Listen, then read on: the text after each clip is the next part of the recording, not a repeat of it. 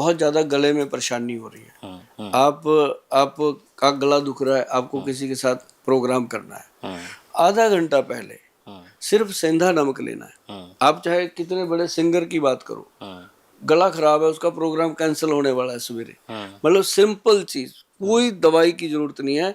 एक हनी लेना है 1 चम्मच, और आधा चम्मच सेंधा नमक जो रॉक साल्ट होता है, उसको मिक्स करके धीरे धीरे ऐसे चाट चाट के खाना है। उसके ऊपर चाय पी सकते हो या गर्म पानी।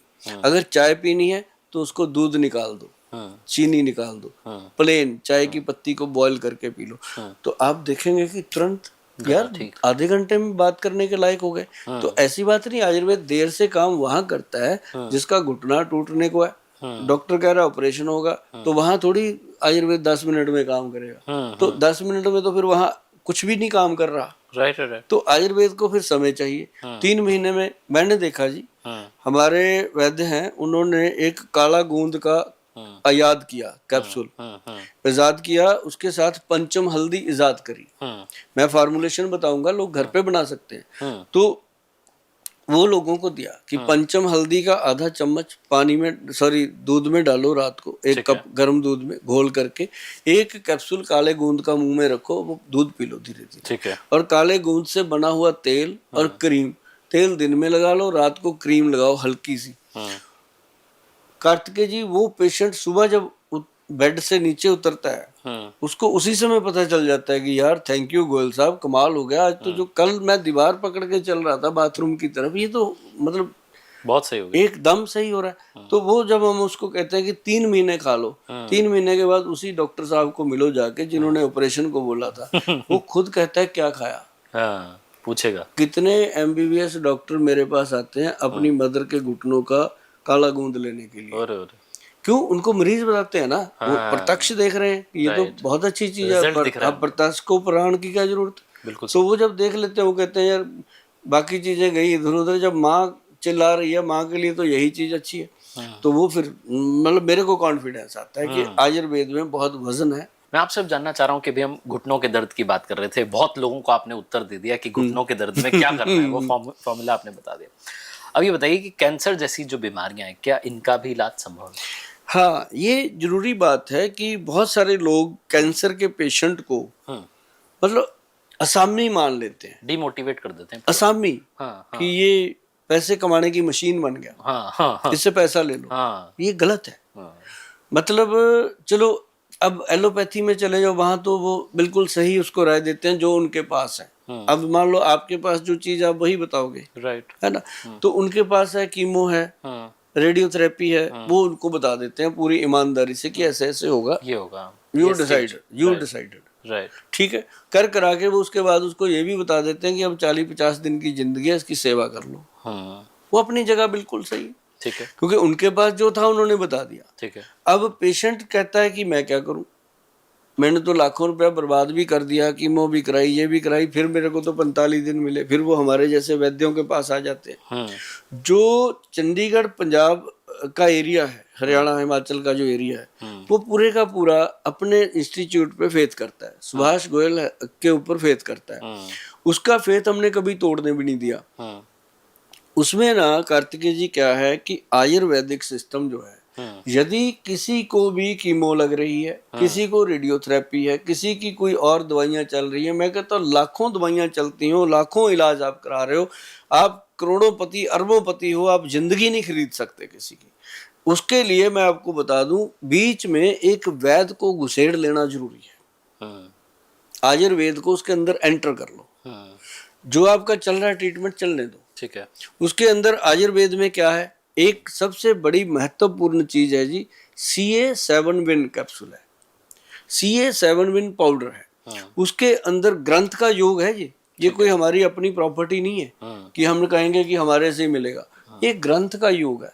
बहुत सारे विद्वान लोग हैं इसको बनाते हैं। जब ऐसे मैं बोलता हूँ ना जी, बहुत सारे जो वैद्य हैं बनाते हैं, लोगों को देते हैं। अब कैंसर के पेशेंट को ही देंगे और क्या करेंगे, है ना। मैं तो इसलिए बताता रहता हूँ कि मरीज को ही देंगे और क्या इसका किला बना लेंगे, तो वो देते हैं। तो अब देखो कार्तिकेय जी, 140 करोड़ की आबादी हो गई है अपने देश की। एक केला सुभाष गोयल कितने लोगों को दे सकता है? नहीं ना।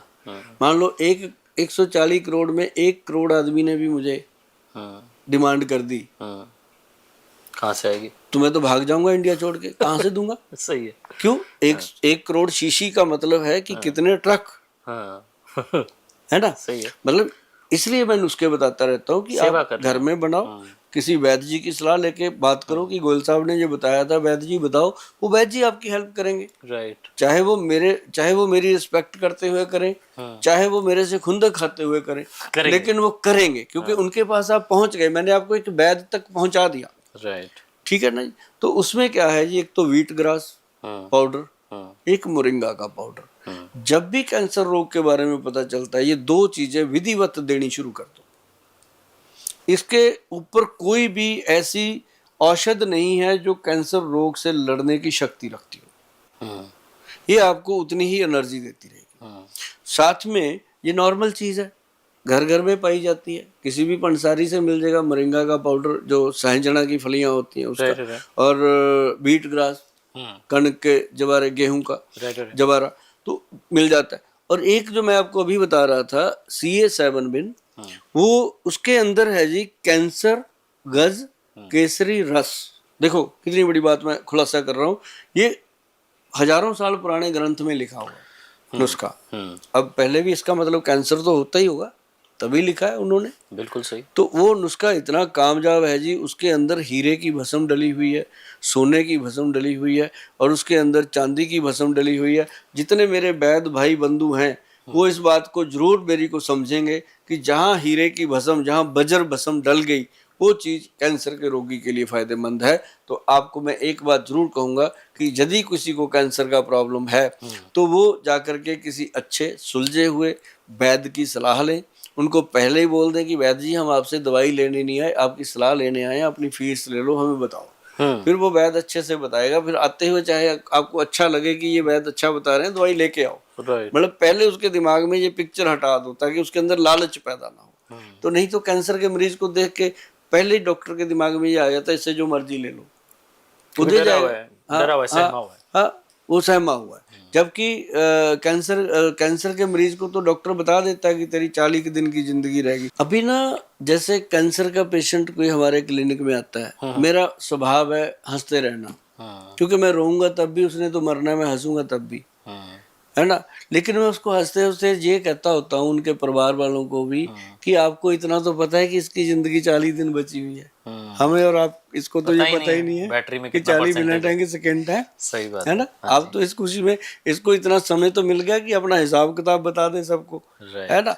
तो मतलब कहने का कि ये चीजों को पॉजिटिव लिया जाए। राइट। हाँ, तो कैंसर के मरीज के लिए हमारी यही सलाह रहती है कि अपने नजदीक अच्छे वैद्य से, और बिल्कुल बिना डरे बिना दहले, जो होना है वो तो भगवान को पता है, लेकिन आप अच्छे से अपनी जिम्मेदारी को निभा सकते हैं। राइट। अब मैं आपसे बात करना चाहता हूँ कि जैसे हम लोगों की जो आदत है ना, इंडियंस की, वो आदत ये है कि हम घर में ही डॉक्टर बन जाते हैं। अब तो डॉक्टर बनने लगे, पहले शायद वैद्य बन जाते थे। वैद्य बन जाते थे, वहां तक ठीक था कि नुस्खे हमारे, जो आपने कहा कि जॉइंट फैमिली खत्म हो रही है अभी, वो दादी नानी इन सबसे दूर हो रहा है आदमी, मैं मेरी और मेरा वाला जो कॉन्सेप्ट आ गया। तो मैं आपसे समझना ही चाह रहा हूँ कि क्या ऐसे और कोई नुस्खे हैं जो आप लोगों को बताना चाहते हैं, स्पेशली उन लोगों को जो जॉइंट फैमिली से दूर रह रहे हैं, पति पत्नी और बच्चा है, बच्ची है, उनको कुछ आप नुस्खे देना चाहते हैं, बताना चाहते हैं?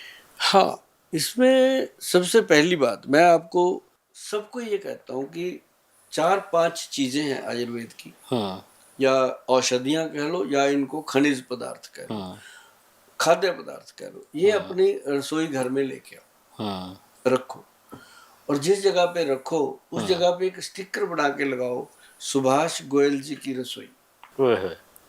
याद रहेगा। हाँ, गोयल साहब चंडीगढ़। हाँ, वहां लिखो, ताकि आपको वो चीज याद रहेगी। और जो आपके घर में आएगा वो ये जरूर पूछेगा कि सुभाष गोयल जी की रसोई क्यों रखा है नाम आपने, तो आप उससे भी चर्चा करोगे, कुछ ना कुछ आपको भी बता दोगे, उनको भी, तो आगे जाएगी बात। तो मतलब ये है कि उसके अंदर सबसे पहले एक तो आप व्हीट ग्रास जो है वो पक्का पाउडर का डब्बा लेके रखो। ठीक है। सुबह सुबह आप खाली पेट उस पाउडर को गर्म गुनगुने पानी में घोल करके खाली पेट पियो। और उसके बाद एक मोरिंगा का पाउडर का डब्बा लेके आओ, उसको सुबह ही 1 गिलास पानी में डाल के रख दो, शाम को 4-5 बजे जब आप चाय पीते हो, चाय से आधा पौना घंटा पहले उसको पी लो। ठीक है। ताकि ये जो अपनी बैड हैबिट्स हैं उनका साइड इफेक्ट ना आए। जो लोग शराब पीते हैं या कोई नशा करते हैं उनके लिए ये 2 चीज़ें बहुत इंपॉर्टेंट हैं, और जो नहीं करते वो भी कर रहे हैं, क्योंकि उनकी सब्जी दाल में इतना पेस्टिसाइड जा रहा है, वो भी उसके जैसा ही है। तो वो भी इसको जरूर, ये 2 चीज़ें अगर लेंगे, एक तो कार्तिकेय जी जो व्हीट ग्रास है ये कभी भी आपका एचबी डाउन, आप एचबी चेक करवा लो, खून के अंदर हीमोग्लोबिन अगर 10 है, 9 ग्राम है, तो इसको आपने अगर 2-3 महीने लगातार ले लिया, अब चेक कराना 13-14 तक आएगा। तो एक तो ये चीज होगी। एक आप त्रिफला पाउडर जो है वो होना चाहिए 1, 2 और 4 की रेशो का। ठीक है, जैसे कि जैसे इसमें होती हैं 3 चीजें, हरड़, बहेड़ा और आंवला। हरड़ 100 ग्राम, बहेड़ा 200 ग्राम और आंवला 400 ग्राम, 1, 2 और 4। ये जो चीज बनती है ना जी, ये बॉडी को इतना डिटॉक्स करती है। मतलब इसका 5 ग्राम त्रिफला 5 बजे शाम को, और ये पुरुषों के लिए है। महिलाओं के लिए वही त्रिफला 5 ग्राम सुबह खाली पेट, सुबह 5 बजे जब भी जग रहे, जब भी। ये सबसे बेहतर मतलब जीवन का पोषण करता है। ये तीनों दोष जो होते हैं, जैसे वात पित्त कफ, हम नाड़ी देखते हैं लोगों की, तो नाड़ी देख के वात पित्त कफ से अंदाजा लगता है कि इसको क्या रोग है, इसका क्या समाधान है। तो वो चीज जो है ना जी, जितने भी वैद्य है वो नाड़ी से इलाज करते हैं। तो ये त्रिदोष नाशक इसको लिखा गया ग्रंथ में कि आपके तीनों दोषों का निवारण करता है। बाहर से आने वाला कोई भी आपके शरीर के ऊपर वायरस अटैक करता है, ये उसको बाहर निकालता है।